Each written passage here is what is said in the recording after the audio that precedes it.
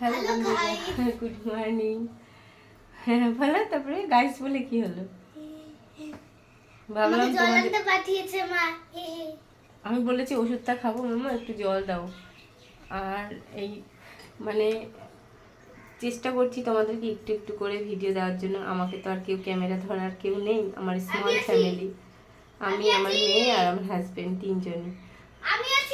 তুমি কত ধরে দাও আমাকে। স্কুল চলে যায়, ঘুম থেকে উঠে 6টার সময় ম্যাম আসে পড়াতে, তারপরে 8টা থেকে স্কুলে চলে যায়। ঠিক আছে, মানে 8:30 থেকে স্কুলে চলে যায়, বাড়িতে আসে 3টের সময়, এসে খাই, খেয়ে ঘুমিয়ে পড়ে, তারপরে আবার উঠে চলে যায় পড়তে 6টার সময়। ওর টাইমই নেই, আসবে বাড়িতে 6টার সময় পড়তে গিয়ে প্রায় আসে 9টার দিকে। তারপরে 10টা যাই হোক 9টা 10টার দিকে আসে পড়ে টোরে, তারপরে এসে খায়, খেয়ে ঘুমিয়ে পড়ে। কে ধরে দেবে আমাকে ক্যামেরা? আর আমি যে সেই সকাল 5:30 থেকে উঠতে থাকি, সেই উঠে কাজ করতেই থাকি। আমার ঠান্ডা লেগেছে, আমি বললাম একটু গোলমরিচ টোলমরিচ দিয়ে চা করবো, তার আগে একটু ওষুধ খেয়ে নিই, জল দাও। আর একে দেখো কখন ওই হারমোনিয়াম নামিয়ে দিয়েছি, বলেছি গানটা প্র্যাকটিস করতে, এক্ষুনি স্যার চলে আসবে, কথাই শোনে না। দেখো কিরকম করছে বলদের মতো, হাট বোকা।